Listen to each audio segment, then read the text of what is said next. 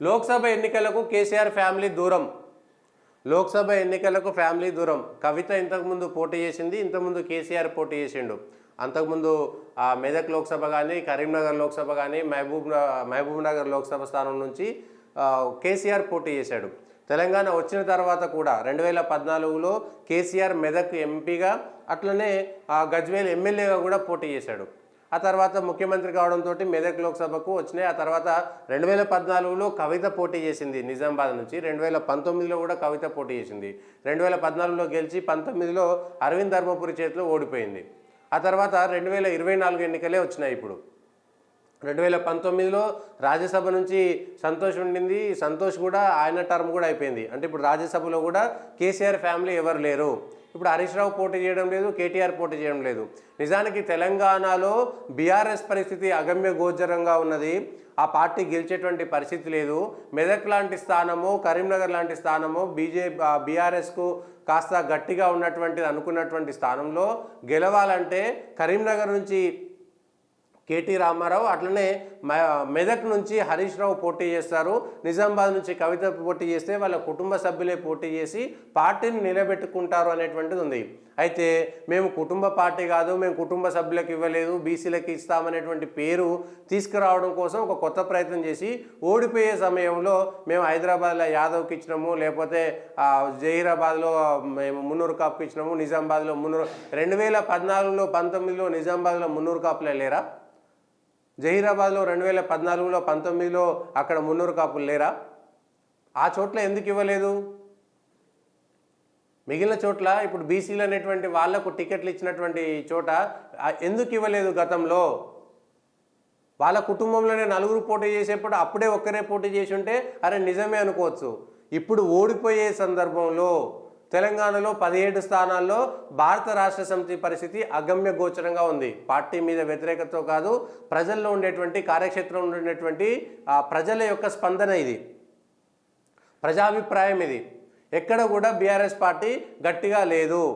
సొంతం జిల్లా, లేకపోతే కేసీఆర్ జిల్లా, హరీష్ రావు జిల్లా, కేటీఆర్ జిల్లా, వాళ్ళ కుటుంబం ఉండేటువంటి జిల్లా అనుకునేటువంటి మెదక్లో కూడా ఇవాళ బీఆర్ఎస్ పార్టీ 3వ స్థానానికి పరిమితం అయ్యాల్సినటువంటి పరిస్థితి.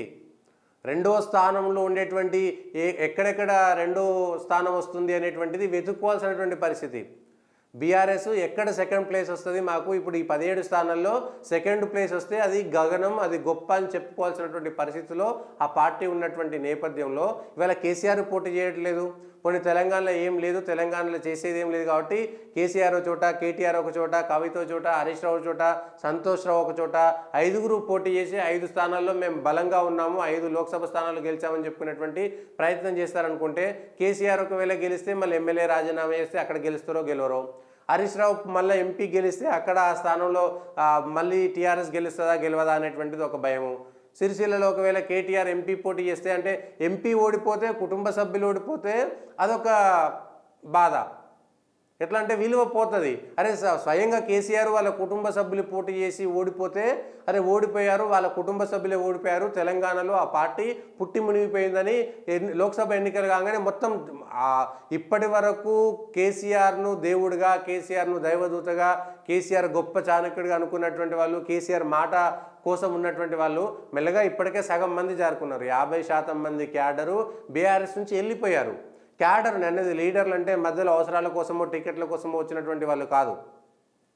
క్యాడర్ అనుకునేటువంటి వాళ్ళు మొదటి నుంచి 2001 నుంచో లేకపోతే ఆ తర్వాత తెలంగాణ ఉద్యమానికి ఆకర్షితులైనటువంటి వాళ్ళు, టీఆర్ఎస్ అంటే తెలంగాణ అనేటువంటి మాట అనుకునేటువంటి వాళ్ళు కూడా అందులో నుంచి దిగిపోయారు. పూర్తి స్థాయి తెలంగాణ వాదులమే, మాకు ఇంకొకటి లేదు తెలంగాణ తప్ప వేరేటువంటిది లేదనుకునేటువంటి వాళ్ళు కూడా ఇప్పుడు బీఆర్ఎస్కు 50% మంది దూరం అయిపోయారు. అయితే కాంగ్రెస్కో లేకపోతే బీజేపీకో, లేదంటే ఇప్పుడు లోక్సభ ఎన్నికల్లో నరేంద్ర మోడీ వర్సెస్ రాహుల్ గాంధీ ఉంటుంది కాబట్టి దేశం ఎన్నికలు కాబట్టి మోడీ వైపు కొంత, లేదంటే కాంగ్రెస్ పార్టీ ప్రభుత్వంలో ఉంది కాబట్టి అధికారంలో అవసరాల కోసం మరికొంతమంది ఆ పార్టీలు నాయకులు వెళ్ళిపోతున్నారు, అక్కడ ఉన్నటువంటి క్యాడర్ కూడా వెళ్ళిపోతుంది. రేపు కేసీఆర్ పోటీ అంటే వీళ్ళు తప్పించుకున్నారు. కేసీఆర్, హరీష్ రావు, కేటీఆర్ వాళ్ళ కుటుంబ సభ్యులంతా కూడా తప్పించుకున్నారు, ఓటమి చెందుతుంది. ఎందుకంటే కామారెడ్డిలో కేసీఆర్ ఓడిపోయిన తర్వాత, 2019లో కవిత నిజామాబాద్లో ఓడిపోయిన తర్వాత కేసీఆర్ కుటుంబ సభ్యులు ఓటమికి అతిథులు కారు అనేటువంటి అంశం క్లియర్గా అర్థమైంది. 2009లో కూడా 170 200 ఓట్లతోటి కేటీఆర్ గెలిచాడు. ఆ తర్వాత అనేక మార్పుల వల్ల వరుసగా గెలుస్తూ వస్తున్నారు. హరీష్ రావుకు సంబంధించినటువంటి ఆ ఓటింగ్ కూడా తగ్గిపోతున్నది సిద్దిపేటలో. 2019లోనే 30,000 ఓట్లు బీజేపీకి ఎంపీ స్థానానికి పడ్డాయి సిద్దిపేట నియోజకవర్గంలో. గజ్వేల్ నియోజకవర్గంలో 30,000 ఓట్లు నరేంద్ర మోడీ పార్టీకి వచ్చినాయి, బీజేపీకి ఓట్లు వచ్చినాయి. సిద్దిపేట, గజ్వేల్ కేసీఆర్కి హరీష్ రావు ప్రాతినిధ్యం వహిస్తున్నటువంటి 2 నియోజకవర్గాల్లో.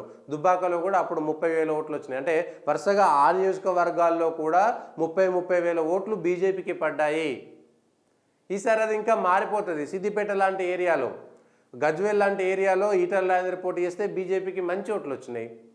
గెలిస్తే కేసీఆర్ గెలిచి ఉండొచ్చులే, కానీ బీజేపీకి మంచి ఓట్లు వచ్చినాయి. ఇప్పుడు 60,000 70,000 ఓట్లు ఇప్పుడు కేసీఆర్ పోటీ చేస్తలేడు కాబట్టి ఇంకోరో పోటీ చేస్తే వాళ్ళకి ఎందుకు వేసాడు అనుకొని పూర్తి స్థాయిగా 60,000 70,000 ఇంకా పెరిగి అంతకంటే ఎక్కువ మెదక్లో కూడా బీజేపీ వైపు వెళ్ళిపోయే అవకాశం ఉంది. సిద్దిపేటలో కూడా కాంగ్రెస్ క్యాండిడేట్కి 20,000 వచ్చినాయి, బీజేపీ క్యాండిడేట్కి 20,000 వచ్చినాయి, బీఎస్పీ క్యాండిడేట్కి 20,000 30,000 ఓట్లు వచ్చినాయి. సో వరుసగా 60,000 70,000 ఓట్లు హరీష్ రావుకు వ్యతిరేకంగా పడ్డాయనేటువంటిది మెసేజ్ ప్రజల్లోకి వెళ్ళింది. ఇప్పుడు గట్టి అభ్యర్థి ఎవరు? కాంగ్రెస్ అభ్యర్థికి, బీజేపీ అభ్యర్థికి కూడా సిద్దిపేటలో 1,00,000 ఓట్ల వరకు క్రాస్ ఓటింగ్ అయ్యేటువంటి అవకాశం ఉంది. టీఆర్ఎస్కు సంబంధించినటువంటి అభ్యర్థికి ఓటేయాలని లేదు. సో అక్కడ కూడా మెదక్ లాంటి స్థానంలో కేసీఆర్ కుటుంబ సభ్యులు హరీష్ రావు గారు పోటీ చేయకుండా ఓటమి నుంచి తప్పించుకునేటువంటి ప్రయత్నం చేశారు. గెలిస్తేనేమో ఎమ్మెల్యే స్థానంలో మళ్ళెవరు నిలబెట్టి గెలిపించాలా అనేటువంటిది, అంటే ముందు ఒక గొయ్యి వెనుకొక నుయ్యి అంటారు కదా, అట్లాంటి పరిస్థితుల్లో బీఆర్ఎస్ ఉన్నది. గెలిస్తేనేమో మేము గెలిచామని చెప్పుకునే లోపే అక్కడ రాజీనామా చేసినటువంటి ఎమ్మెల్యే స్థానాల పరిస్థితి ఏందో అర్థం కానటువంటి పరిస్థితి. సో ఇక్కడ పోవాలా అక్కడ పోవాలన్నా ఎటు పోలేనటువంటి పరిస్థితిలో ఇప్పుడు మేము బయట వాళ్ళకి ఇచ్చినాము, కొత్త వాళ్ళకి ఇచ్చినాము, పాత వాళ్ళకి ఇచ్చినాము అనేటువంటిది, బీసీలకు ఇచ్చినటువంటిది ఓడిపోయే స్థానాలు 17లో 17 ఓడిపోయేటువంటి స్థానాలే. బీఆర్ఎస్ గెలిచేటువంటి స్థానాలు ఎక్కడ లేవు. దాదాపుగా ఒక 12-13 స్థానాల్లో బీఆర్ఎస్ 3వ స్థానంలో, అంతకంటే కింది స్థానంలో ఉంటాయి. 3వ స్థానం కానీ అంతకంటే కింది స్థానంలో ఉంటాయి. మెదక్తో ఇవాళ లైవ్లో మనం చెప్పుకుంటున్నాం కదా, మెదక్తో సహా, జహీరాబాద్తో సహా మిగిలిన అన్ని స్థానాల్లో కూడా బీఆర్ఎస్ పార్టీ 3వ స్థానాల్లోకి ఉండేటువంటి పరిస్థితి కనబడుతున్నది. ప్రజల్లో ఉన్నటువంటి పరిస్థితులు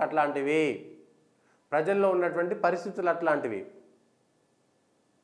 సో ఇప్పుడున్నటువంటి దాంట్లో కేసీఆర్ కుటుంబము లోక్సభ ఎన్నికలకు దూరమై మాది కుటుంబ పార్టీ కాదని చెప్పుకునేటువంటి ప్రయత్నం చేసిందా, లేదంటే ఓడిపోతే అయ్యో రామ ప్రజల్లో ఉన్న విలువ కాస్త పడిపోతుంది, ఆ కుటుంబానికి గౌరవించేటువంటి వాళ్ళు లేరు, ఇప్పటికే ఓటమి పాలైనప్పుడు నిన్నటిదాకా ఇంద్రుడు చంద్రుడు అని పొగిడినటువంటి వాళ్ళు, నిన్నటిదాకా కేసీఆర్ దర్శనం వస్తే చాలు, కేసీఆర్ను దర్శిస్తే ఆయన పాదస్పర్శ చేసుకుంటామనుకున్నటువంటి నాయకులంతా ఇవాళ కేసీఆర్ను దయ్యంలాగా చూస్తున్నారు. నిన్నటిదాకా దేవుళ్లాగా చూసినటువంటి నాయకులే ఇప్పుడు ఇంకా అనేక మందికి చాలా పరిస్థితులు ఎట్లున్నాయంటే, ఇక్కడ టీఆర్ఎస్లో ఉంటే ఏ కేసు మమ్మల్ని చుట్టుముడుతుందో, బీఆర్ఎస్ ప్రభుత్వంలో ఉన్నప్పుడు చేసినటువంటి ఆగడాల వల్ల ఏ కేసు మమ్మల్ని చుట్టుముడుతుందో అనేటువంటి భయంతో ఇంకొక కొంతమంది నాయకులు ఉన్నారు. సో అట్లా బీఆర్ఎస్కు సంబంధించి మొదటిసారిగా కేసీఆర్ కానీ వాళ్ళ కుటుంబ సభ్యుల్లో కానీ ఎవరూ పోటీ చేయకుండా లోక్సభ ఎన్నికలకు దూరం అయిపోయారు. ఇక కవిత అంటే ఎట్లాగో జైల్లో ఉన్నారు కాబట్టి ఎక్కడి నుంచి పోటీ చేసేటువంటి పరిస్థితి లేరు, బతుకు జీవుడాన్ని జైలు నుంచి బయటపడడం ఎట్లా అనేటువంటి దాంట్లోనే ఉండిపోయారు. ఇప్పుడు రేపొద్దున ఈ ట్యాపింగ్ కేసులో ఏ నాయకుడు ఎక్కుతారా, ఈ ఫోన్ ట్యాపింగ్లో ఎవరి ఆదేశాల మేరకు వచ్చాయి,